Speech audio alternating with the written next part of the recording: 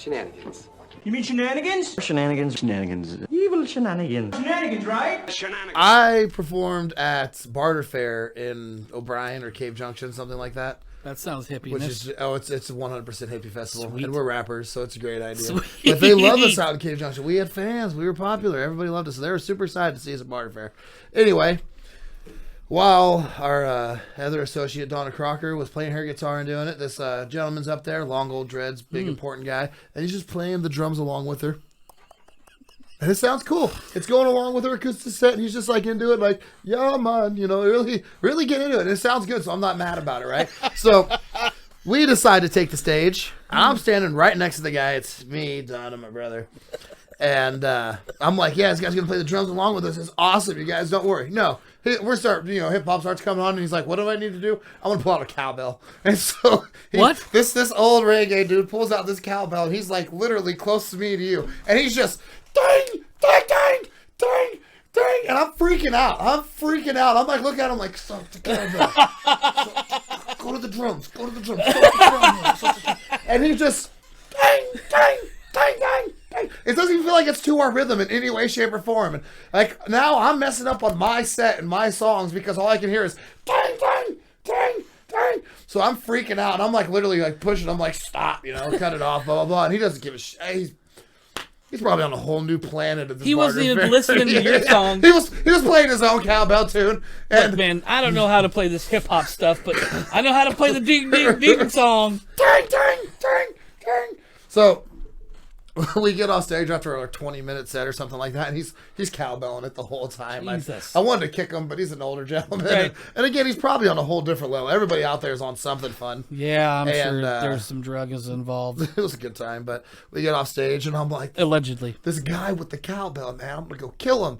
And they're all like, man, that's like part of Bob Marley's old band or something like that. Like he used to travel, he's going tour with Bob Marley. That's what everybody says and about I'm a all dude like, in dreads. and that's what I'm saying. And I'm all Come like, on. that doesn't narrow it down. Bullshit. And what does that have to do with him hitting cowbell for 20 minutes during our set? And why did he pick he could have picked the tambourine. I'd have been fine with that. There's 94 different, he could have kazooed that shit, and I probably would have been okay. Whatever, no problem. But all I heard is ding, ding, ding, ding, ding, ding. Dang, that's not to any tempo at all. That was amazing. That's amazing. By far one of the worst stage experiences I've ever had. So how'd the set go? So after like 10 minutes into the set and like this guy's not getting the hint of no cowbell, I switched sides. So I pushed Donna closer to the cowbell guy. I get over, and they're like, "What are you doing?" Because like we have this plan to where people stay at certain places. It's we a little move certain choreographed. times. It's a little bit, not much, but kind of like a school play for the first year. Yeah, all right, pretty John, much. stand here. Just as long as you're on this side of the room, you're okay. Okay, and then when they move here, you go here. Okay. And being Barter Fair, we weren't on a main stage or anything. It was a side stage, so we had corded microphones. And we bought our own wireless microphones when we first started doing a stage show. So we did not use corded microphones. So everybody's afraid to move because we've already stepped on the cord and pulled the microphone out of somebody's hand twice, So we're afraid to move. So that's going pretty good. At this point, I'm wrapping the cord up around my hand, and I'm like, I'm moving. I'm leaving the cowbell guy.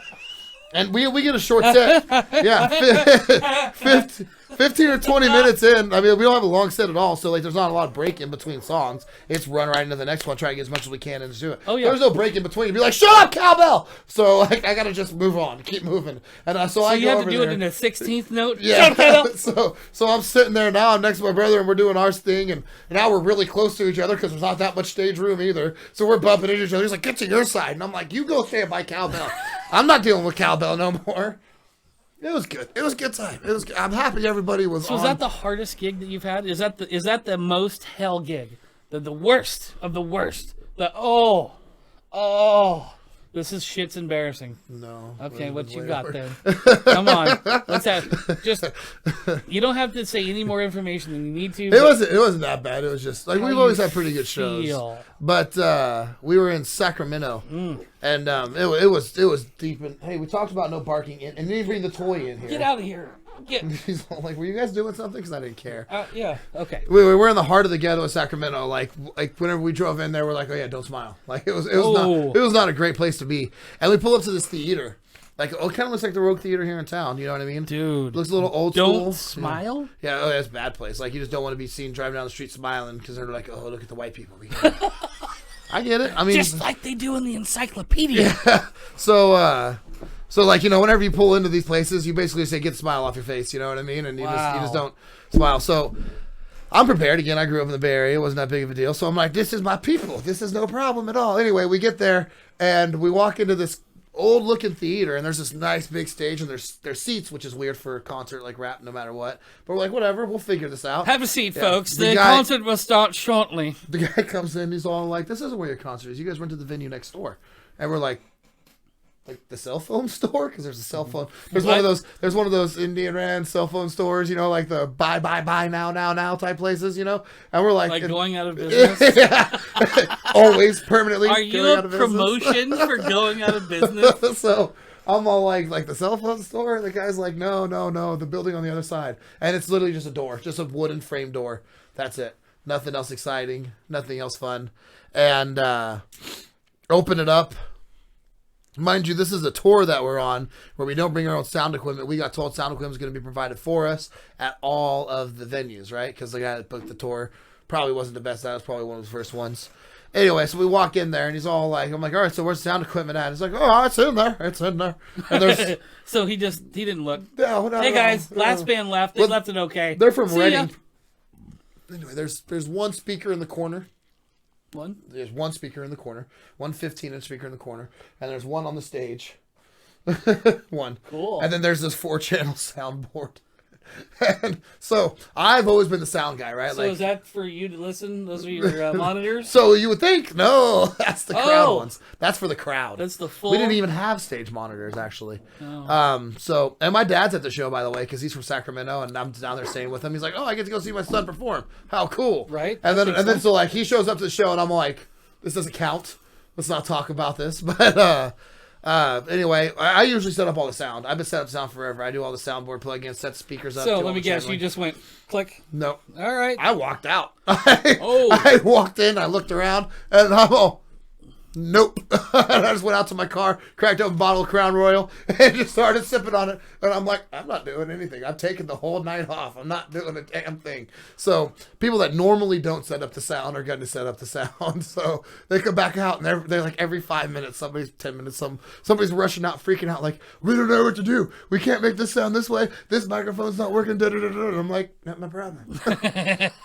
You fuckers booked this venue? Deal No, with it. not Not my problem. You said leave the equipment at home, so we did. Yeah. Well, so luckily enough, we did bring one speaker with us. Oh. So we did actually get one stage monitor. We had to piggyback it off of their crappy speaker, so it didn't even sound good at all. But we rocked the show. So it was probably twice the size of this room here. So you can imagine, not that big at all with the same, like if you imagine that being the stage. Yeah, that's what I thought that would be. Yeah, at so some imagine point. that being the whole stage, and Yep. then there's twice, maybe 1.5 this size of the room. It was a small, like literally, That's a little venue. literally, if you walked into the door, there's no windows. It's just like you said, one wooden frame door. It's a really creepy place. Sweet. There's stuff written all over the wall. I'm pretty sure murders happened there. Yep. And then so like, I'm like, bro, you just booked us a hole in the wall, and there's literally a giant hole in the Yes. wall in the drywall, and I'm all like, and that's where I said the hole in the wall joke was like, I'm out, going to the car. I really just went to the car, and it's a fenced off area. Again, we're in the ghetto, so it's like a fenced off gated area where all the cars park. Right. So I'm excited about that because now I can drink legally. You can't get me in trouble. You know what I mean? So you're I can- inside. Yeah. So I literally just sit on my trunk, pop open the Crown Royal, and I'm just. Nope, not doing it, not fixing anything. So they run out. They're all like, it's time for the show to start. And they're like, we think we got it all tuned in. We think we got it all tuned in. I walk in there, first round plays. Oh, it sounds so bad. Like these speakers are literally from 1980. But they're a bunch of young kids came out. So like, you know, like I said, we packed the venue up. We had So a good time, but- basically, someone was just trying to get music into Sacramento with the least amount of funds possible to do it. They probably brought the stuff they had or what was left over in that venue. It's from probably what the before. venue has for sound. You Yeah. know what I mean? But like, I mean, I would assume if the venue has that for sound, they might, because like it look a lot punk rockish, you know, it look kind of metalish, punk rockish. So with metal and punk rock bands, you don't need a lot because Right. your drums, you just need your guitar stacks. You know Yeah. what I mean? That plays sound out of it. You don't need to hook those into speakers. Right. You just basically need somebody to hear the microphone, the voice. You know what I mean? Maybe two of them because you know you got backup vocals and Well, stuff and like don't that. you need to project that more to the rear of the room than have it? Yeah, so that's what the speakers would primarily do. You know Yeah. what I mean? But like your amp and everything like that'll Should still be play enough. your sound out. 'Cause Yeah, it's a your- small Your place. drums are right there. Same thing Yeah. with your piano. You know what I mean? You don't need to do I've much. been to the Wow Hall up in Eugene a few times. It gets pretty loud in there. That's one of my favorite venues, actually. I love that place. Well, you go to Eugene. Who's mad? Nobody. So The cops. The cops. Just the cops. McDonald man. Theater's the best, though. I don't know if you've been to McDonald Theater because it's got that balcony. So I'm nice. old now, you know what I mean? Like, I don't want to be in a crowd at concerts. Up there with a cigar. Yeah. So I want my stogie and my Thank you. drink. Yeah. Thank you. Then it's like watching science. I'm all like, oh, look at the sound guy fixing that speaker. Yep. And oh, there's a light guy. Oh, they're switching instruments. Look at them. They're like, nobody cares. I'm like, I know. I care. No, it's weird because everyone's kind of got their expertise and their backgrounds and stuff. And I know 0% about filming and audio and, all that stuff. I really know nothing. So I know that I got a piece of crap on me now. It's trying to show up. The hell is it? There it is. Okay. That lint really bothered you? Yeah, well, it was like reflecting. Glowing in your It was eye. glowing like my face, but worse. So it's cool to have someone that can. I was watching a thing the other day where a guy was picking apart movies that had tactical military things in them, and he's like, "Yeah, that's not how we do anything." Like it was so bad. Like he's like, "Yeah, I can't watch them. I can't watch them because they're so opposite of what actually happens that." It's not worth paying attention to. And It's like watching the live show, and for a bunch of people that don't know what they're doing, I just want to jump up and be like, just let me touch your soundboard for 10 minutes. I'll fix this for you. You mean Shananigans? Shenanigans. Evil shenanigans. Shenanigans, right? Shenanigans. Thanks again, everybody, for checking out Shenanigans Podcast with Corey. It's been a great time. I got some more clips coming out soon, and catch me probably tomorrow. I thank you guys for your support. Make sure you subscribe. Love ya.